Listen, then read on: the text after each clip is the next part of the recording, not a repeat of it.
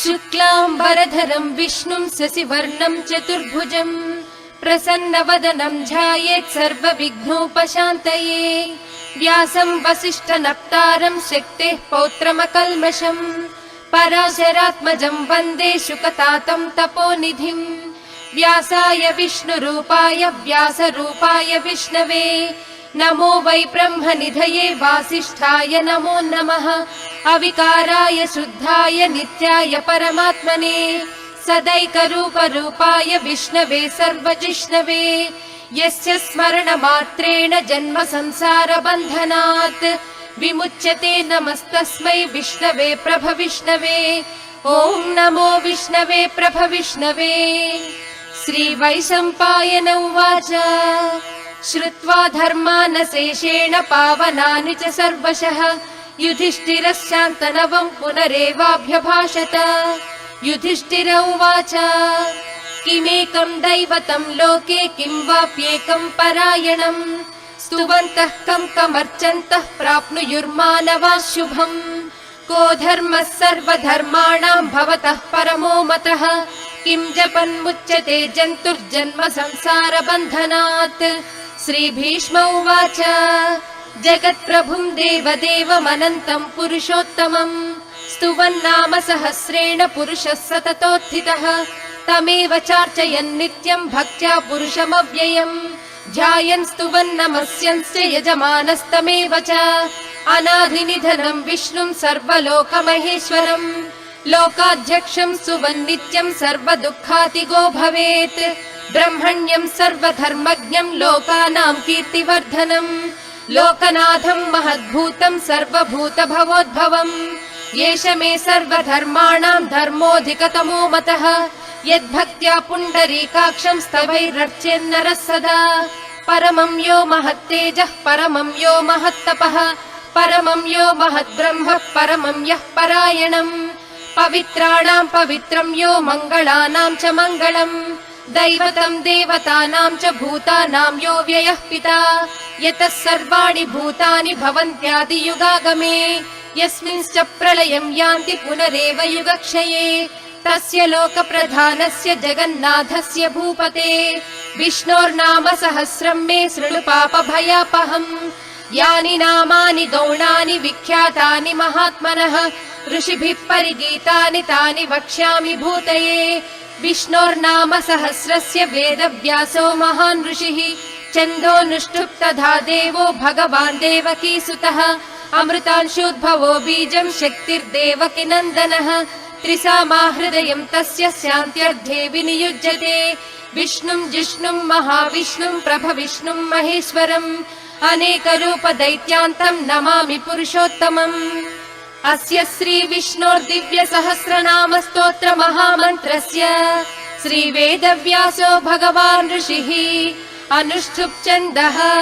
श्रीमहाविष्णुः परमात्मा श्रीमन्नारायणो देवता अमृतांशोद्भवो भानुरिति बीजम् देवकी नन्दन स्रष्टेति शक्तिः उद्भवक्षोभणो देव इति परमो मन्त्रः शङ्खबृन्नन्दकी चक्रीति कीलकम् शाङ्गधन्वा गदाधर इत्यस्त्रम् रथाङ्गपाणिरक्षोभ्य इति नेत्रम् त्रिसामा सामगः सामेति कवचम् आनन्दं परब्रह्मेति योनिः ऋतुः सुदर्शनः काल इति दिग्बन्धः श्रीविश्वरूप इति ध्यानम् श्रीमहाविष्णुप्रीत्यर्थे श्रीसहस्रनाम जपे विनियोगः। ध्यानम् क्षीरोदन्वत्प्रदेशे शुचिमणिविलसत्सैकते मौक्तिकानाम् माला क्लुप्तासनस्तस्फटिकमणिनिभैर्मौक्तिकैर्मण्डिताङ्गः शुभ्रैरभ्रैरदभ्रैरुपरि विरचितैर्मुक्तपीयूषवर्षैः आनन्दीनः पुनीयादरिनलिन गदा शङ्खपाणिर्मुकुन्दः भूः पादौ यस्य नाभिर्वियदसुरनिलश्चन्द्र सूर्यौ च नेत्रे कर्णावासाः शिरोद्यौर्मुखमपि दहनो यस्य वास्तेयमब्धिः अन्तस्थं यस्य विश्वं सुरनरखगो भोगि गन्धर्व दैत्यैः चित्रं रम्यते तं त्रिभुवन वपुषं विष्णुमीशं नमामि। ॐ नमो भगवते वासुदेवाय। शान्ताकारं भुजगशयनं पद्मनाभं सुरेशं विश्वाधारं गगनसदृशं मेघवर्णं शुभांगं लक्ष्मीकान्तं कमलनयनं योगिहृद्ध्यानगम्यं वन्दे विष्णुं भवभयहरं सर्वलोकैकनाथं मेघश्यामं पीतकौसेयवासं श्रीवत्साङ्कं कौस्तुभोद्भासिताङ्गं पुण्योपेतं पुण्डरीकायताक्षं विष्णुं वन्दे सर्वलोकैकनाथम् नमः समस्तभूतानाम् आदिभूताय भूभृते अनेकरूपरूपाय विष्णवे प्रभविष्णवे सशङ्खचक्रं सकिरीटकुण्डलं सपीतवस्त्रं सरसीरुहेक्षणम् सहारवक्षस्थलशोभिकौस्तुभं नमामि विष्णुं शिरसा चतुर्भुजम् छायायां पारिजातस्य हेमसिंहासनोपरि आसीनमम्बुदश्याममायताक्षमलङ्कृतम् चन्द्राननं चतुर्बाहुं श्रीवत्साङ्कितवक्षसं रुक्मिणी सत्यभामाभ्यां सहितं कृष्णमाश्रये हरिः ओम् विश्वं विष्णुर्वषट्कारो भूतभव्य भवत्प्रभुः भूतकृद्भूतभृद्भावो भूतात्मा भूतभावनः भूतात्मा परमात्मा च मुक्तानां परमागतिः अव्ययः पुरुषः साक्षी क्षेत्रज्ञोऽक्षर एव च योगो योगविदां नेता प्रधान पुरुषेश्वरः नारसिंहवपुः श्रीमान् केशवः पुरुषोत्तमः सर्वस्यर्वस्यवस्थाणुर्भूतादिर्निधिरव्ययः सम्भवो भावनो भर्ता प्रभवः प्रभुरीश्वरः स्वयंभू शम्भुरादित्यः पुष्कराक्षो महास्वनः अनादिनिधनो धाता विधाता धातुरुत्तमः अप्रमेयो हृषिकेशः पद्मनाभो मरप्रभुः विश्वकर्मा मनुस्त्वष्टा स्थविष्ठस्थविरो ध्रुवः अग्राह्यः शाश्वतः कृष्णो लोहिताक्ष प्रतर्दनः प्रभूतस्त्रिककुद्धाम पवित्रं मङ्गलं परम् ईशानः प्राणदः प्राणो ज्येष्ठः श्रेष्ठ प्रजापतिः हिरण्यगर्भो भूगर्भो माधवो मधुसूदनः ईश्वरो विक्रमी धन्वी मेधावी विक्रमः क्रमः अनुत्तमो दुराधर्ष कृतज्ञ कृतिरात्मवान् सुरेशः शरणं शर्म विश्वरेताः प्रजाभवः अहः संवत्सरो व्याळः प्रत्ययः सर्वदर्शनः अजः सर्वेश्वरः सिद्धः सिद्धिः सर्वादिरच्युतः वृषा कपिरमेयात्मा सर्वयोग विनिसृतः वसुर्वसुमनः सत्यः समात्मा संमितः समः अमोघः पुण्डरीकाक्षो वृषकर्मा वृषाकृतिः रुद्रो बहुशिरा बभ्रुर्विश्वयोनिः शुचिस्रुवाः अमृतः शाश्वतस्थाणुर्वरारोहो महातपाः सर्वगः सर्वविद्भानुर्विक्ष्वक्सेनो जनार्दनः वेदो वेदविदव्यङ्गो वेदाङ्गो वेदवित्कविः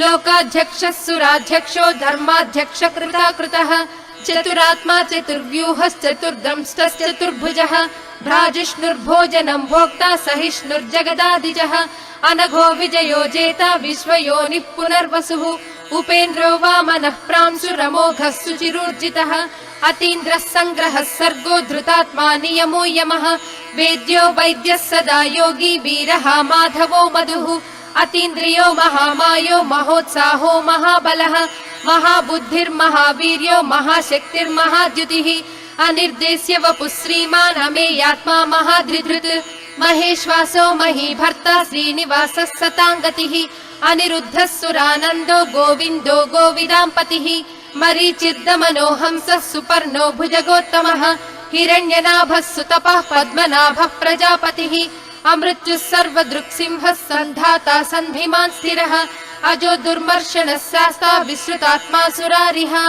गुरुर्गुरुतमो धामः सत्यः सत्यपराक्रमः निमिषो निमिषस्रग्वी वाचस्पतिरुदारधीः अग्रणी ग्रामणि श्रीमान् न्यायो नेता समीरणः सहस्रमूर्धा विश्वात्मा सहस्राक्ष सहस्रपात् आवर्तनो निवृत्तात्मा संवृतः सम्प्रमर्दनः अहः संवर्तको वह्निरनिलो धरणीधरः सुप्रसादः प्रसन्नात्मा विश्वदृग्विश्वभुग्विभुः सत्कर्ता सत्कृतः साधु जह्नुर्नारायणो नरः असंख्येयो प्रमेयात्मा विशिष्टः शिष्टकृच्छुचिः सिद्धार्थः सिद्ध संकल्प सिद्धिदः सिद्धि साधनः वृषाही वृषभो विष्णुर्वृषपर्वा वृषोदरः वर्धनो वर्धमानश्च विविक्तः श्रुतिसागरः सुभुजो दुर्धरो वाग्मी महेन्द्रो वसुदो वसुः नैकरूपो बृहद्रूपः सिपिविष्टप्रकाशनः ओजस्तेजोद्युतिधरः प्रकाशात्मा प्रतापनः रुद्धः स्पष्टाक्षरो मन्तश्चन्द्रांशुर्भास्करद्युतिः अमृतांशूद्भवो भानुः शशिबिन्दुः सुरेश्वरः औषधं जगतः सेतुः सत्यधर्मपराक्रमः भूतभव्यभवन्नाथः पवनः पावनो नलः कामः कामकृत्कान्तः कामः कामप्रदप्रभुः युगादिकृज्जुगावर्तो नैकमायो महाशनः अदृश्यो व्यक्तरूपश्च सहस्रजिदनन्तजित् इष्टो विशिष्टः शिष्टेष्टः शिखण्डी नहुषो वृषः क्रोधः क्रोधकृत्कर्ता विश्वबाहुर्महीधरः अच्युतः प्रदितः प्राणः प्राणदो वासवानुजः अपां निधिरधिष्ठानम् अप्रमत्तः प्रतिष्ठितः स्कन्द स्कन्दधरो धुर्यो वरदो वायुवाहनः वासुदेवो बृहद्भानुरादिदेवः पुरन्दरः अशोकस्तारणस्तारः सूरः शौरिर्जनेश्वरः अनुकूलस्य तावर्तः पद्मी पद्मनिभेक्षणः पद्मनाभोरविन्दाक्षः पद्मगर्भः शरीरभृत् महद्भिर्रुद्धो वृद्धात्मा महाक्षो गरुडध्वजः अतुलः शरभो भीमः समयज्ञो हविर्हरिः सर्वलक्षणलक्षण्यो लक्ष्मीवान् समितिञ्जयः विक्षरो रोहितो मार्गो हेतुर्दामोदरः सहः महीधरो महाभागो वेगवानमिताशनः उद्भवः क्षोभनो देवः श्रीगर्भः परमेश्वरः करणं कारणं कर्ता विकर्ता गहनो गुहः व्यवसायो व्यवस्थानः संस्थानस्थानदो ध्रुवः परर्धिः परमस्पष्टस्तुष्टः पुष्टः सुभेक्षणः रामो विरामो विरजो मार्गो नेयो नयो नयः वीरः शक्तिमतां श्रेष्ठो धर्मो धर्मविदुत्तमः वैकुण्ठः पुरुषः प्राणः प्राणदः प्रणवपृदुः हिरण्यगर्भः शत्रुघ्नो व्याप्तो वायुरधोक्षजः ऋतुः सुदर्शनः कालः परमेष्ठी परिग्रहः उग्रः संवत्सरो दक्षो विश्रामो विश्वदक्षिणः विस्तारस्थावरस्थाणुः प्रमाणं बीजमव्ययम् अर्धोऽनर्धो महाकोशो महाभोगो महाधनः अनिर्विण्णस्तविष्ठो भूधर्मयूपो महामकः नक्षत्रनेमिर्नक्षत्री क्षमः क्षामः समीहनः यज्ञ इज्यो महेज्यश्च क्रतुः सत्रं सताङ्गतिः सर्वदर्शी निवृत्तात्मा सर्वज्ञो ज्ञानमुत्तमम् सुव्रतः सुमुखः सूक्ष्मः सुघोषः सुखदः सुहृत् मनोहरोजितक्रोधो वीरबाहुर्विदारणः स्वापनः स्ववशो व्यापी नैकात्मा नैककर्मकृत् वत्सरो वत्सलो वत्सी रत्नगर्भो धनेश्वरः धर्मगुद्धर्मकृद्धर्मी सदसक्षरमक्षरम् अविज्ञाता सहस्रांशुर्विधाता कृतलक्षणः गभस्तिनेमिः सत्त्वस्थः सिंहो भूतमहेश्वरः आदिदेवो महादेवो देवेशो देवभृद्गुरुः उत्तरो गोपतिर्गोप्ता ज्ञानगम्यः पुरातनः शरीरभूतभृद्भोक्ता कपीन्द्रो भूरि दक्षिणः सोमपोमृतपः सोमः पुरुजित्पुरुसत्तमः विनयो जयः सत्यसन्धो दासार्हः सात्वतां पतिः जीवो विनयिता साक्षी मुकुन्दो मितविक्रमः अम्भो निधिरनन्तात्मा महोदधिशयोऽन्तकः अजो महार्हः स्वाभाव्यो जिता मित्रः प्रमोदनः आनन्दो नन्दनो नन्दः सत्यधर्मा त्रिविक्रमः महर्षिः कपिलाचार्यः कृतज्ञो मेदिनीपतिः त्रिपदस्त्रिदशाध्यक्षो महाशृङ्गः कृतान्तकृत् महावराहो गोविन्दः सुषेणः कनकाङ्गदी गुह्यो गभीरो गहनो गुप्तश्चक्रगदाधरः वेधास्वाङ्गोजितः कृष्णो दृढः सङ्कर्षणोच्युतः वरुणो वारुणो वृक्षः पुष्कराक्षो महामनाः भगवान् भगः नन्दी वनमाली हलायुधः आदित्यो ज्योतिरादित्यः सहिष्णुर्गतिसत्तमः सुधन्वा खण्ड परशुद्धारुणो द्रविणप्रदः दिवस्पृक् सर्वदृग्व्यासो वाचस्पतिरयो निजः त्रिसामासामगः साम निर्वाणं भेषजं भिषक् सन्न्यासकृच्चमस्यान्तो निष्ठा शान्तिपरायणम् शुभाङ्गः शान्तिदः स्रष्टा कुमुदः कुवलेशयः गोहितो गोपतिर्गोप्ता वृषभाक्षो वृषप्रियः अनिवर्ती निवृत्तात्मा संक्षेप्ता क्रेम कृच्छिवः श्रीवत्सवक्षः श्रीवासः श्रीपतिः श्रीमताम्बरः श्रीधः श्रीशः श्रीनिवासः श्रीनिधिः श्रीविभावनः श्रीधरः श्रीकरः श्रेयः श्रीमान् लोकत्रयाश्रयः स्वक्षस्वङ्घस्य तानन्दो नन्दिर्ज्योतिर्गणेश्वरः विजितात्मा विधेयात्मा सत्कीर्तिश्चिन्न संशयः उदीर्णः सर्वतश्चक्षुरनीशः शाश्वतस्थिरः भूषयो भूषणो भूतिविशोकः शोकनाशनः अर्चिष्मानर्चितः कुम्भो विशुद्धात्मा विशोधनः अनिरुद्धो प्रतिरथः प्रद्युम्नो मितविक्रमः कालनेमिनिः वीरः शौरिः शूरजनीश्वरः त्रिलोकात्मा त्रिलोकेशः केशवः केशिहा हरिः कामदेवः कामपालः कामीकान्तः कृतागमः अनिर्देश्य वपुर्विष्णुर्वीरोऽनन्तो धनञ्जयः ब्रह्मण्यो ब्रह्मकृद् ब्रह्मा ब्रह्म ब्रह्म विवर्धनः ब्रह्मविद्ब्राह्मणो ब्रह्मी ब्रह्मज्ञो ब्राह्मणप्रियः महाक्रमो महाकर्मा महातेजा महोरगः महाक्रतुर्महायज्वा महायज्ञो महाहविः स्तव्यस्तव प्रियस्तोत्रम् स्तुतिस्तोतारणप्रियः पूर्णः पूरयिता पुण्यः पुण्यकीर्तिरनामयः मनोजवस्तीर्थकरो वसुरेता वसुप्रदः वसुप्रदो वासुदेवो वसुर्वसुमनाहविः सद्गतिः सत्कृतिः सत्ता सद्भूतिः सत्परायणः शूरसेनो यदुश्रेष्ठः सन्निवासः सुयामुनः भूता वासो वासुदेवः सर्वासुनिलयो नलः दर्पः दर्पदो दृप्तो दुर्धरोधापराजितः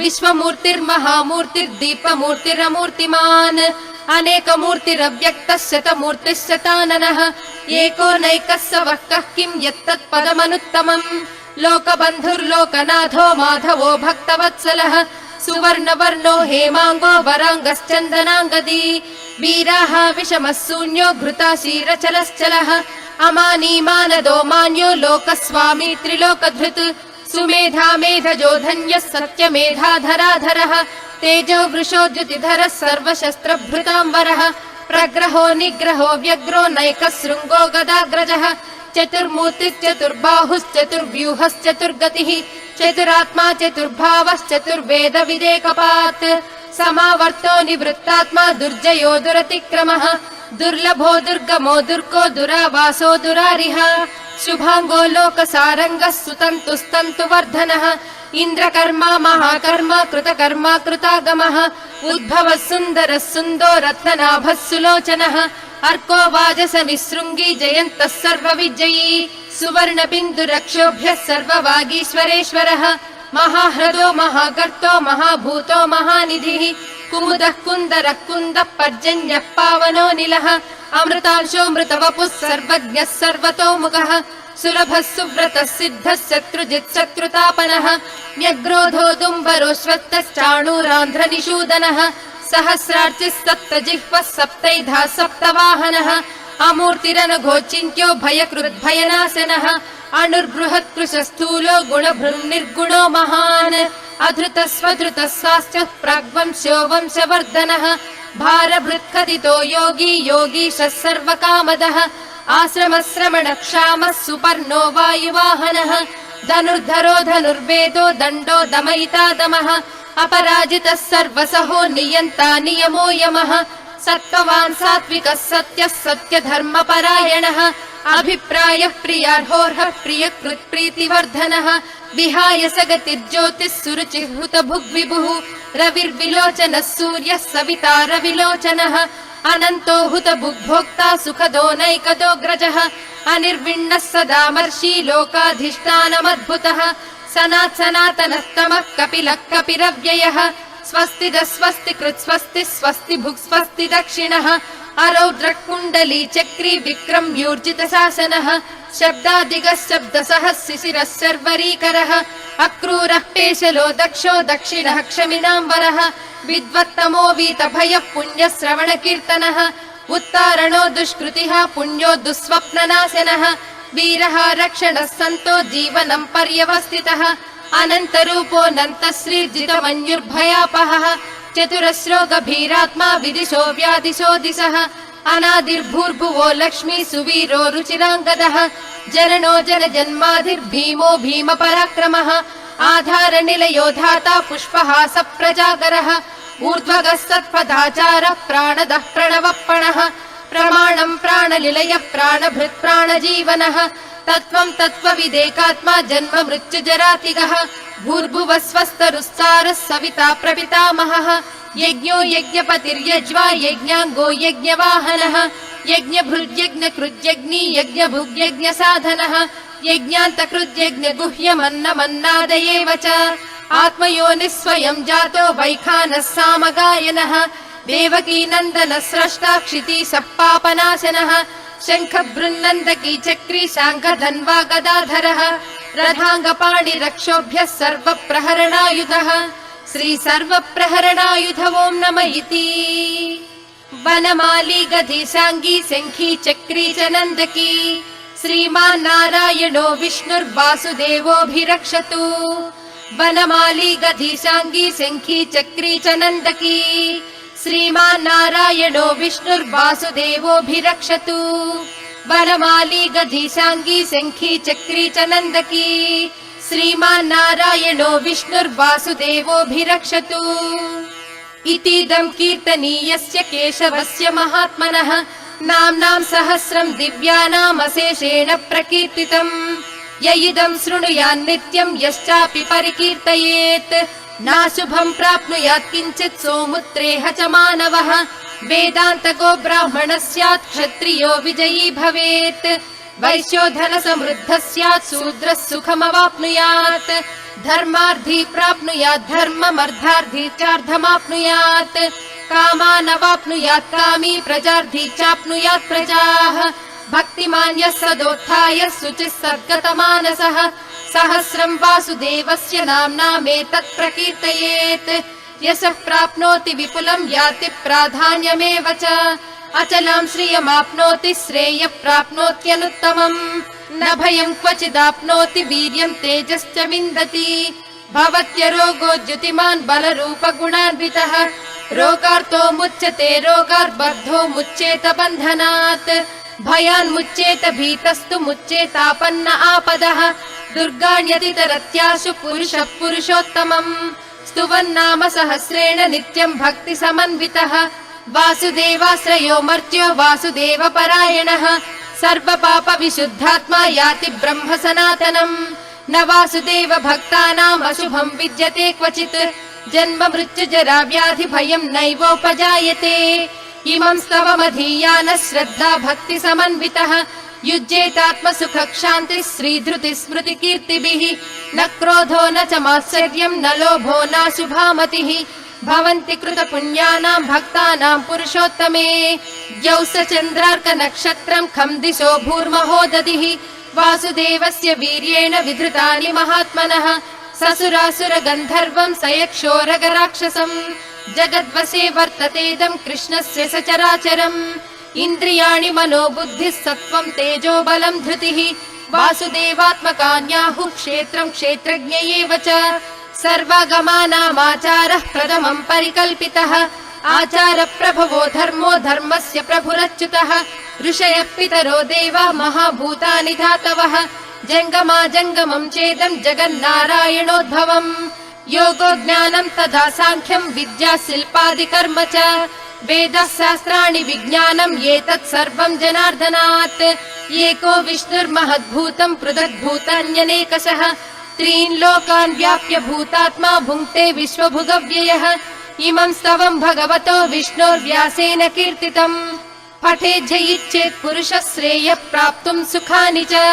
विश्वेश्वरमजं देवं जगतः प्रभुमव्ययम् भजन्ति ये पुष्कराक्षं न ते यान्ति पराभवम् न ते यान्ति पराभवम् ॐ नमः इति। अर्जुन उवाच पद्मपत्र विशालाक्ष पद्मनाभ सुरोत्तम भक्तानामनुरक्तानां त्राता भव जनार्दन। श्रीभगवानुवाच यो मां नाम सहस्रेण स्तोतुमिच्छति पाण्डव सोऽहमेकेन श्लोकेन स्तुत एव न संशयः स्तुत एव न संशय ॐ नमः इति। व्यास उवाच वासनाद्वासुदेवस्य वासितं भुवनत्रयम् सर्वभूतनिवासोऽसि वासुदेव नमोऽस्तु ते। श्रीवासुदेव नमोऽस्तु ते ॐ नमः इति। पार्वत्युवाच केनोपायेन लघुना विष्णोर्नाम सहस्रकम् पठ्यते पण्डितैर्नित्यं श्रोतुमिच्छाम्यहं प्रभो। ईश्वर उवाच श्रीराम राम रामेति रमे रामे मनोरमे सहस्रनाम तत्तुल्यं राम नाम वरानने। श्रीराम राम रामेति रमे रामे मनोरमे सहस्रनाम तत्तुल्यं राम नाम वरानने। श्रीराम राम रामेति रमे रामे मनोरमे सहस्रनाम तत्तुल्यं राम नाम वरानने श्रीराम नाम वरानन ॐ नम इति ब्रह्म उवाच नमोऽस्त्वनन्ताय सहस्रमूर्तये सहस्रपादाक्षि शिरोरुबाहवे सहस्रनाम्ने पुरुषाय शाश्वते सहस्रकोटि युगधारिणे नमः श्री सहस्रकोटि युगधारिणे नम ॐ नम इति संजय उवाच यत्र योगीश्वरः कृष्णो यत्र पार्थो धनुर्धरः तत्र श्रीर्विजयो भूतिर्ध्रुवा नीतिर्मतिर्मम श्रीभगवानुवाच अनन्याश्चिन्तयन्तो मां ये जनः पर्युपासते तेषां नित्याभियुक्तानां योगक्षेमं वहाम्यहम् परित्राणाय साधूनां विनाशाय च दुष्कृतां धर्म संस्थापनार्थाय संभवामि युगे युगे आर्ता विषण्णाः शिथिलाश्च भीता घोरेषु च व्याधिषु वर्तमानाः संकीर्त्य नारायण शब्दमात्रं विमुक्त दुःखाः सुखिनो भवन्ति कायेन वाचा मनसेन्द्रियैर्वा बुद्ध्यात्मना वा प्रकृते स्वभावात् करोमि यद्यत् सकलं परस्मै नारायणायेति समर्पयामि।